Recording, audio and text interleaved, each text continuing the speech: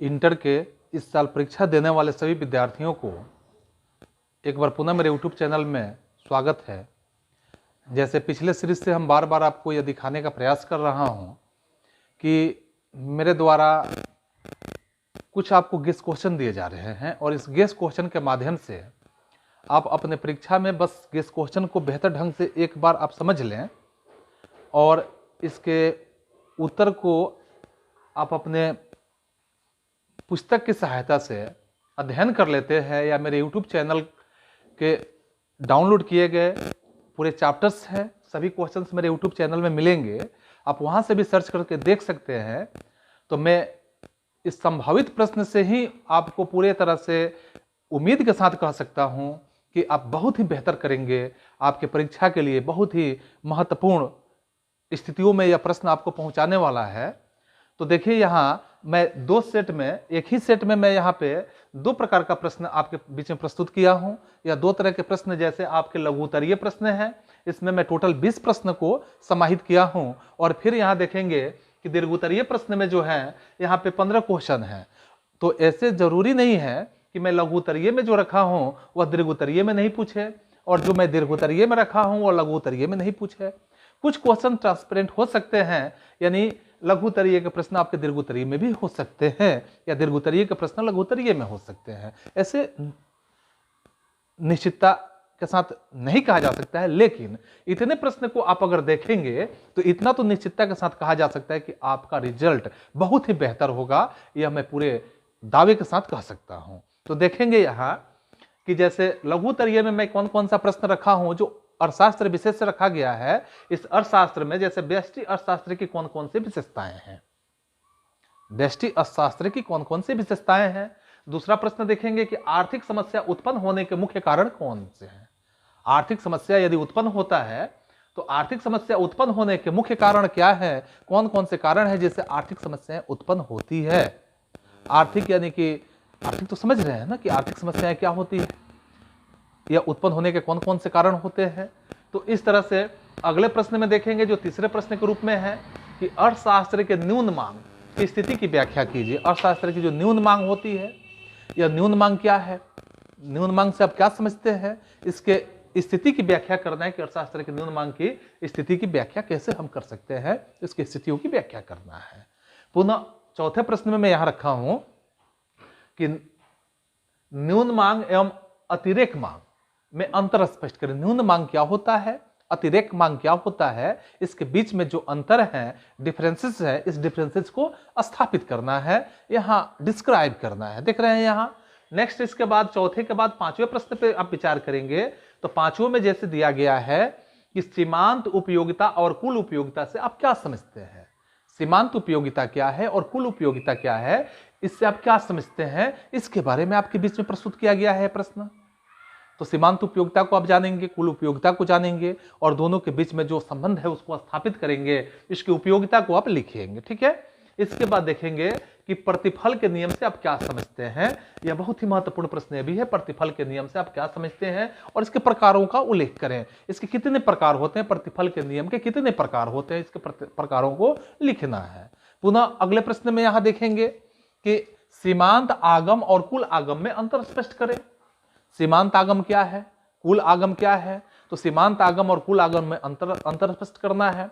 बहुत easy way में आप इसको अंतर स्पष्ट कर सकते हैं। या इसके बाद आठवें देखेंगे कि आठवें प्रश्न में यहां पे प्रस्तुत किया हूं कि पूर्ण प्रतियोगिता की विशेषता बताइए। पूर्ण प्रतियोगिता, प्रतियोगिता क्या होता है, कंपटीशन क्या होता है, वो भी फुल कंपटीशन की बात आ रहा है कि पूर्ण प्रतियोगिता क्या है, इसकी विशेषता को दर्शाना है, इसकी विशेषता को बताना है। इसके बाद फिर अगले प्रश्न में देखेंगे कि पूर्ति की विभिन्न श्रेणियां कौन कौन से हैं। पूर्ति के नियम आप समझ रहे हैं ना, तो पूर्ति की विभिन्न श्रेणियां कौन कौन सी श्रेणियां हैं। पूर्ति के श्रेणियों को यहाँ पे दर्शाने की बात आ रही है कि पूर्ति की विभिन्न श्रेणियां कौन कौन सी है, इसको दर्शाना है। ठीक है। नेक्स्ट देखेंगे अगले प्रश्न में यहाँ कि एकाधिकारी प्रतियोगिता की विशेषताओं को बताने। एकाधिकारी प्रतियोगिता यानी कि एकाधिकारी किसी वस्तु विशेष पे, किसी बाजार इत्यादि पे किसी का एकाधिकार कैसे होता है, एकाधिकारी की प्रतियोगिता कैसे होती है, इसके बारे में आपको स्पष्ट करने हैं, इसके बारे में बताने हैं। फिर अगले प्रश्न में यहाँ पे 11 नंबर प्रश्न जो दर्शाया गया है, इस 11 प्रश्न को देखेंगे कि व्यष्टि और समष्टि अर्थशास्त्र में अंतर बताओ। व्यष्टि अर्थशास्त्र क्या है, समष्टि अर्थशास्त्र क्या है, दोनों के बीच में अगर दोनों की परिभाषा आप समझ रहे हैं तो इसके अंतर को देख सकते हैं। मैं आपको फिर एक बार याद दिला देता हूं कि यदि आपके पास नोटबुक है तो आप नोटबुक की सहायता ले सकते हैं। यदि नोटबुक की सहायता नहीं लेना चाहते हैं तो आप मेरे यूट्यूब चैनल को सब्सक्राइब तो करेंगे ही, ताकि मेरे और भी वीडियो से आप जुड़ सकें, या नए वीडियो जो अपलोड करेंगे उस वीडियो से भी आप उस नोटिफिकेशन का माध्यम से जानकारी हासिल कर सकें। लेकिन इसके पहले जो मैं वीडियो अपलोड करके रखा हूं उस वीडियो के माध्यम से इन तमाम प्रश्नों का उत्तर आप उसमें देख सकते हैं, मिलेगा। आप सर्च करके देखेंगे, उसके वीडियो के अपलोड में आप देखेंगे और उसको स्क्रॉल करके आप नीचे की तरफ देखते जाएंगे तो हर तरह के प्रश्न आपको यहां पे मिलेंगे।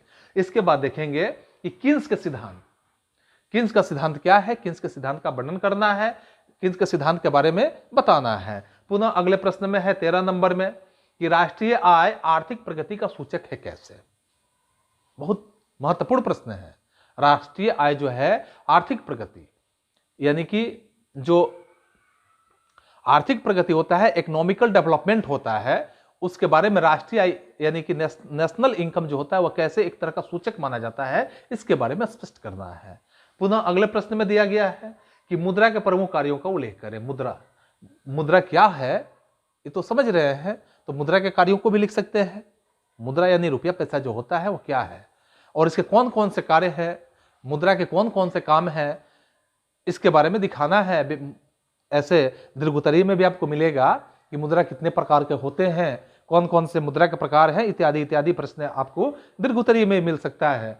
तो इसके बाद देखेंगे यहाँ कि रिजर्व बैंक बैंकों के बैंक है कैसे, आरबीआई जिसको हम कहते हैं, आरबीआई जो होता है रिजर्व बैंक ऑफ इंडिया, यह बैंकों का बैंक है कैसे, इसके बारे में दिखाना है कि बैंकों का बैंक किस प्रकार से है। यह भी मेरे यूट्यूब चैनल के वीडियो में अपलोड है। इसके बाद देखेंगे कि नगद साख एवं अधिविकर्ष से में क्या अंतर है, नगद साख और अधिविकर्ष में क्या अंतर है, इसके बारे में दिखाना है। नगद साख और अधिविकर्ष में इसके अंतर को दिखाना है। पुनः आप देखेंगे अगले प्रश्न में जैसे आपको मिलेगा यहाँ कि पूर्ण रोजगार संतुलन और अपूर्ण रोजगार संतुलन में अंतर स्पष्ट करें। पूर्ण रोजगार संतुलन क्या है, अपूर्ण रोजगार संतुलन क्या है, इस दोनों के बीच में अंतर को स्थापित करना है, अंतर को स्पष्ट करना है। नेक्स्ट क्वेश्चन है यहाँ आपके लिए कि सरकारी बजट क्या है, इसके उद्देश्यों की चर्चा करें। सरकारी बजट क्या है, बजट तो समझ रहे हैं ना कि देश के अंदर प्रत्येक राज्यों के अंदर प्रत्येक वित्तीय वर्ष के बाद एक बजट पेश किया जाता है। तो यहाँ सरकारी बजट क्या है, इस सरकारी बजट के बारे में, इसके उद्देश्य किस प्रकार के होते हैं, इस उद्देश्यों को दर्शाना है, उद्देश्यों के बारे में चर्चा करना है। पुनः अगले प्रश्न में जैसे यहाँ पे है कि प्रत्यक्ष और अप्रत्यक्ष कर से में अंतर स्पष्ट करें। प्रत्यक्ष कर क्या होता है, डायरेक्ट टैक्स, और अप्रत्यक्ष इनडायरेक्ट टैक्स, इन दोनों के बीच में अंतर स्पष्ट करना है कि दोनों के बीच में क्या अंतर है, डायरेक्ट टैक्स कैसे लिए जाते हैं, इनडायरेक्ट टैक्स कैसे लिए जाते हैं, डायरेक्ट टैक्स क्या होता है, इनडायरेक्ट टैक्स क्या होता है, इत्यादि बातों को जब हम अलग अलग विभेद करेंगे तो स्पष्ट हो जाएगा कि डायरेक्ट और इनडायरेक्ट टैक्स में क्या अंतर है। नेक्स्ट क्वेश्चन है कि मौद्रिक विनिमय और आर्थिक विनिमय में अंतर स्पष्ट करें। मौद्रिक विनिमय क्या है और आर्थिक विनिमय क्या है, इन दोनों के बीच में अंतर को स्थापित करना है। पुनः ये लघुत्तरीय प्रश्न जो 20 प्रश्नों का एक यहाँ पे मैं सेट दिया हूं, इसी सेट के अंतर्गत आप देखेंगे यहाँ दीर्घोत्तरीय प्रश्न में भी मैं कौन कौन सा प्रश्न दिया हूं। हो सकता है कुछ प्रश्न रिपीट हैं और बहुत ही महत्वपूर्ण प्रश्न हो सकते हैं जो रिपीट आपको दिखेंगे। तो यहाँ देखेंगे कि 1 नंबर प्रश्न में जैसे दिया गया मांग के लोच से आप क्या समझते हैं। मांग की लोच समझ रहे हैं ना कि मांग की लोच, इससे क्या समझते हैं, इससे मापने के विभिन्न विधियों का उल्लेख करें। इसे मांग के लोच को मापने की जो विधियां होती है इस विधियों का उल्लेख करना है। ठीक है, नेक्स्ट प्रश्न जैसे देख लिए। इसके बाद सेकंड प्रश्न में देखेंगे कि कृषि के संदर्भ में उत्पत्ति ह्रास नियम की व्याख्या करें। कृषि के संबंध में उत्पत्ति ह्रास नियम क्या होता है, इसके संबंध में व्याख्या करना है, उत्पत्ति ह्रास नियम के बारे में दिखाना है। इसके बाद है तीसरे प्रश्न में कि सम सीमांत उपयोगिता के नियम की व्याख्या करें। सम सीमांत उपयोगिता के नियम जो होते हैं इस नियम की व्याख्या को स्थापित करना है, व्याख्या को दर्शाना है। नेक्स्ट क्वेश्चन आपके लिए है कि पूर्ण प्रतियोगिता में मूल्य का निर्धारण कैसे होता है, पूर्ण प्रतियोगिता जो होता है इसमें मूल्य का निर्धारण कैसे किया जाता है, इसके बारे में दिखाना है। कि फुल जो यहाँ पे भी पूर्ण प्रतियोगिता की बात मैंने किया था कि पूर्ण प्रतियोगिता की विशेषता को बताना था लघु उत्तरीय में, तो मैंने दीर्घ उत्तरीय में यहाँ पे प्रश्न रखा हूं कि पूर्ण प्रतियोगिता के मूल्यों का निर्धारण कैसे होता है। तो आप इससे समझ सकते हैं कि पूर्ण प्रतियोगिता जो है बहुत ही महत्वपूर्ण प्रश्न है और इतने महत्वपूर्ण है कि आपके परीक्षा में आने की इसकी बेहद ही संभावनाएं हैं, इसलिए इसको आप अन्यथा न लेते हुए बेहतर ढंग से देखें। और इसके बाद देखेंगे कि पूर्ण प्रतियोगिता की प्रमुख विशेषताएं क्या है। पूर्ण प्रतियोगिता क्या है, पूर्ण प्रतियोगिता में मूल्य का निर्धारण कैसे होता है, पूर्ण प्रतियोगिता की प्रमुख विशेषता क्या है, देख रहे हैं। यहां पूर्ण प्रतियोगिता से संबंधित मैंने यहां 3 प्रश्न आपके बीच में प्रस्तुत किया हूं, इसलिए इसमें से एक प्रश्न तो आना निश्चित ही है। नेक्स्ट प्रश्न को देखेंगे कि संतुलन कीमत से आप क्या समझते हैं, वर्णन कर। संतुलन कीमत क्या होता है, इससे क्या समझते हैं, इसके बारे में वर्णन करना है। इसके बाद अगले प्रश्न में देखेंगे कि अल्पाधिकार से आप क्या समझते हैं, उल्लेख करें। अल्पाधिकार यानी बहुत कम अधिकार जहां प्राप्त होता है उसे अल्पाधिकार कहेंगे। तो अल्पाधिकार से आप क्या समझते हैं, इसके बारे में उल्लेख करना है, दर्शाना है। नेक्स्ट प्रश्न यहां दिए गए हैं। नेक्स्ट प्रश्न में है कि राष्ट्रीय आय क्या है, इसे कैसे मापा जाता है। National income, what is national income, how can measure it, इसको हम कैसे माप सकते हैं। राष्ट्रीय आय क्या है, इसको हम कैसे माप सकते हैं, इसके बारे में आपको दर्शाना है, दिखाना है। नेक्स्ट आपके 9वें प्रश्न में जैसे दिया गया है कि मुद्रा की परिभाषा दीजिए, इसके कार्यों को लिखें। मुद्रा की परिभाषा आपको दर्शाना है, देना है, और मुद्रा के कार्य कौन कौन से हैं, इसके कार्यों को लिखना है।